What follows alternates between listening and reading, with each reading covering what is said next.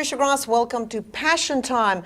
I'm with a Latina icon, Dolores Huerta. It's so great to have you here in Houston and talking to us. And because our show is about passion, I want to know how you found your passion and how you're living your passion.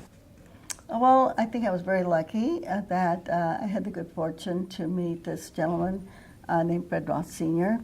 And I was invited to a house meeting with I was invited to bring some people with me. I brought a couple of people with me. And I learned in that meeting about organizing at the grassroots level. Okay. And saw pictures of 200 people in a room and heard stories about how people had brought in sidewalks and street lights and community clinics into their neighborhoods. Wow. And how they had gotten the first Latino ever elected to the city council of Los Angeles, Eduardo Roybal, who later on became the first Latino to the U.S. Congress from California, and then how they had sent police to prison for beating up Mexican Americans. I thought, I want to belong to that organization. Right, you want to do something. Yes, and so I learned that basically that people can make a difference when they come together and they take power and they take direct action. And so I might say that I got hooked at that point in time, and to this day, that is still my passion, because when you do organize people and you see the leadership that develops out of just ordinary people doing extraordinary things, but in this very simple way, just by becoming involved, by volunteering, by registering people to vote, getting them out to vote, taking on neighborhood projects and and then taking on projects on the state and the national level. Right. Because in that organization in California, we were able to get the first ballots in the Spanish language for people to vote, the first driver's licenses in people's ethnic language.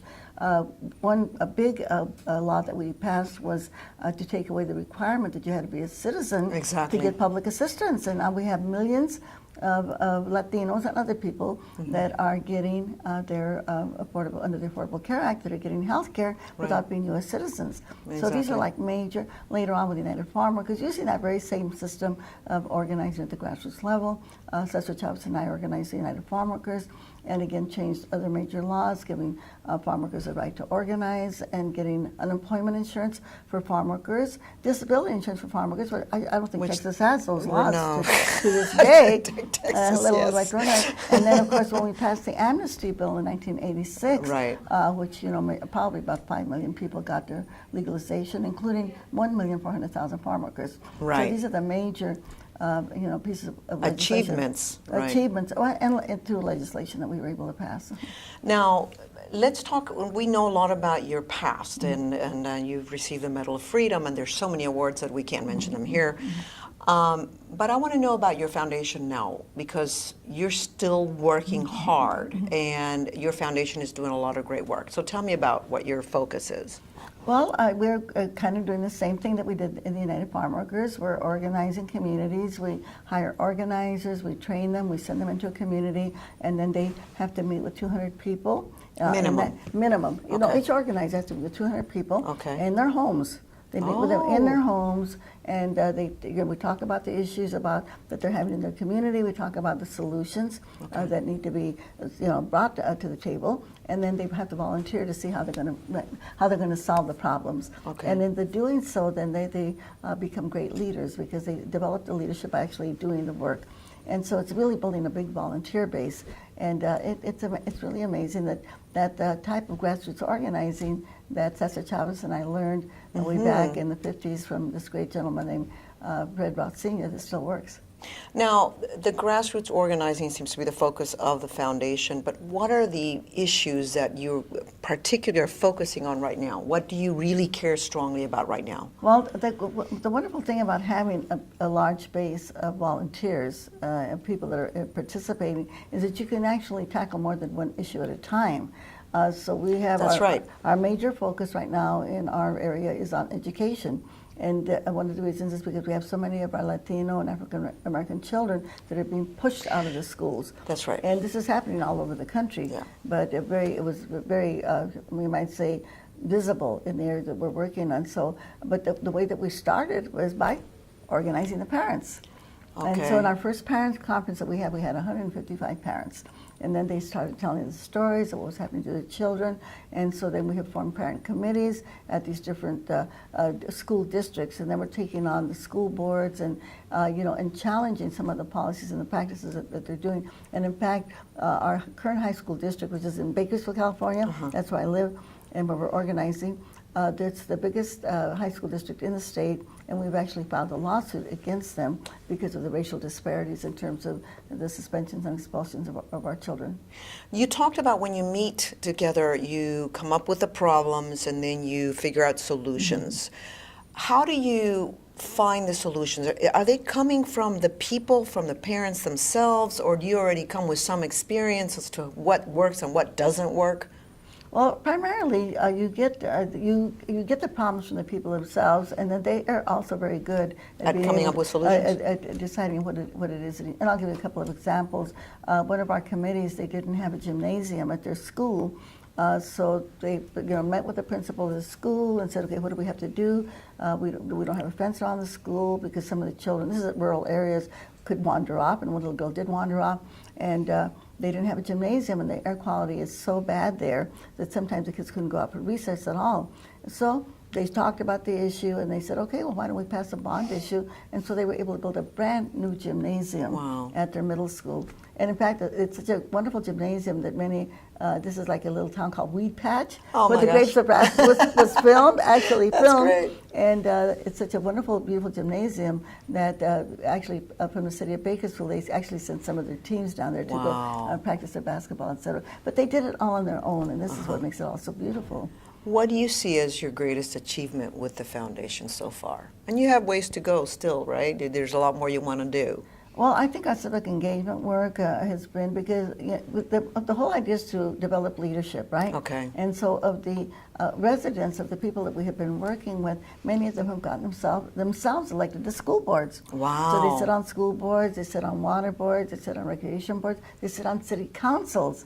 And this is what it's all about. It's about them understanding that they have the power. And, and the thing is that many of them are like recent immigrants. They just barely became citizens just a few years ago. They speak very limited English, oftentimes. They demand that all of the meetings be translated into Spanish and English in their documents. And they are so smart. Because They're very smart, yes. They care about their communities, and they go in there and they take the power. So your job, in a way, is sort of like to empower them, to Exactly. find their own inner strength to do these things. That's what it's all about. And the thing is that when you do that, then you leave something behind.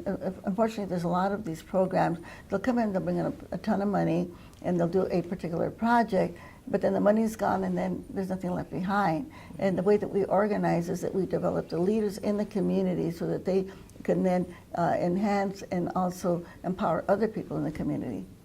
And what's interesting is that, like you said, many of these people don't have an education, they don't speak the language, and yet there's so much they can do. Absolutely. Right? Yeah, because they're very smart. The fact that they don't have formal education doesn't prevent them from doing the work that needs to be done. What do you think is different now? Now you started organizing in the 60s. The world is so changed. Technology has changed the way we organize, the way we think, the way we communicate. What do you think? Do you think that the same things that you taught for leaders in the 60s apply today to leaders, even though the world has completely changed? Well, I think that the issues are very similar in some respects. A lot of it is, of course, based on racism. And again, it's based on people not having power to be able to challenge the authorities in their particular community. And maybe not just challenge, but to engage and to inform and to educate. Because oftentimes you will have the leaders of a community that really don't understand the area, just because they're not down there. For instance, in some of these little rural areas, just like the colonias in South Texas, basically. Right. Like one town there, they didn't have sidewalks, curbs, and gutters. When it rains, it becomes a big old mess. Now they have 18 streets that have curbs, sidewalks, and gutters, right? And by doing this, they had to work with the Board of Supervisors and make them understand that, look, we have when it rains, we have a big mess here in our community, and we need to do something about it. So putting the pressure on the people in power to make sure that they do their job. So you might say that our residents become the eyes and the ears of the people that are in authority, that are on these commissions or these agencies, to make them understand what needs to be done, and then to lobby them to get the resources, the tax dollars that you do, to go towards these communities. Now, you've been working for, what, over 3 decades, 4 decades. What do you think is the greatest wisdom that you can instill on these new leaders to change the world? Well, number one is, as people, most of us are working people, we're poor people, and the way that we make changes is by committing the one precious resource that we have, and that's our time. Okay. Yeah, we have to give of our time so that we can make these things happen, whether it's a few hours a week, and then some people, of course, they get energized and they want to do more, and they kind of make this their life, and that's the kind of people that we're looking for. But everybody can do something. For instance, during the census, the last census that we had here, we were able to knock on 3,000 doors in one day on the census, because that's how many volunteers that we had. So it's about creating a volunteer base and having everybody, give a little bit of their time to make these things happen. In a couple of these communities, besides the bond issue that we passed for the gymnasium, which passed by way over 70%, Wow. we, in the last election, we passed a school bond issue for another community because they had started a charter school. One of the big wealthy growers in there started a charter school, and they took $250,000 out of the school system. So we had to pass a bond issue to replace some of that money into the local school district, right? And so, again, it's all people power. It is people power. Now, one last question. Your main concern sounds to me like education. Well, that's one, because we're doing a lot of work in health also. Okay. We have another program where we're doing a lot of work on nutrition and exercise.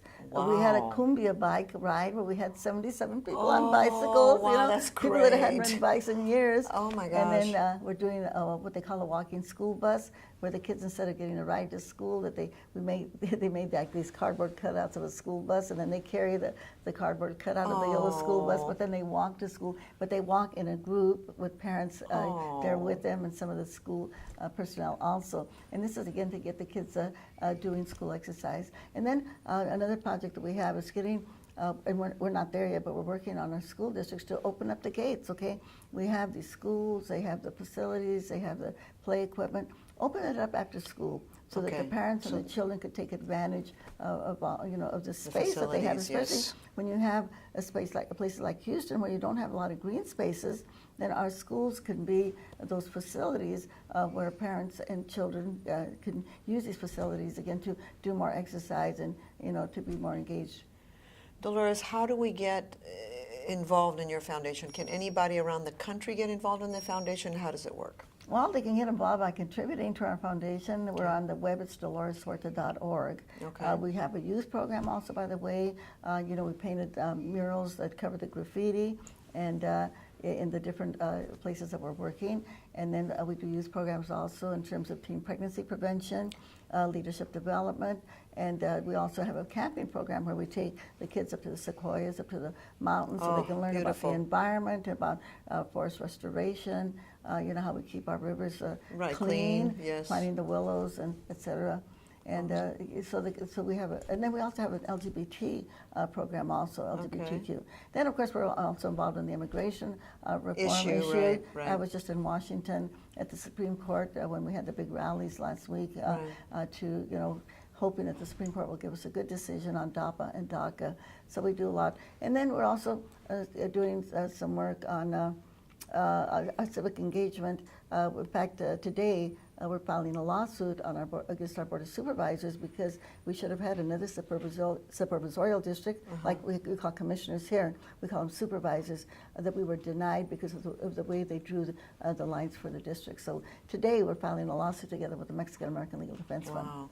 Now, I would love to know how you don't get tired doing all this. Just listening to you, I'm thinking, wow, all these things. So thank you so much for being with us. The thing is that I don't do the work. I'm here today. Well, you're the leader.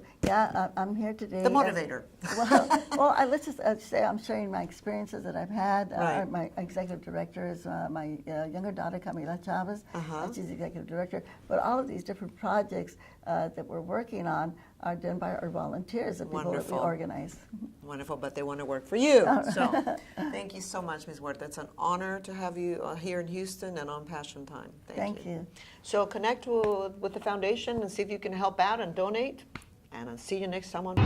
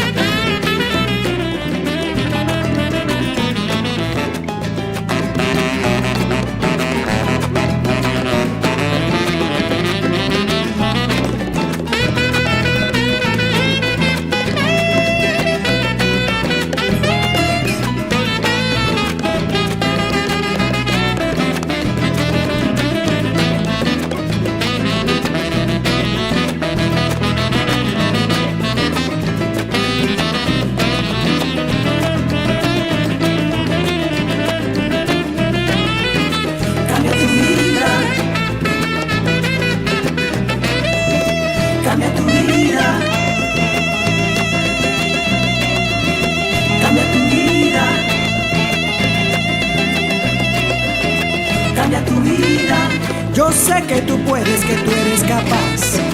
Cambia tu vida. La vida es una y tú vas a triunfar. Cambia tu vida. Con fe y esperanza, las puertas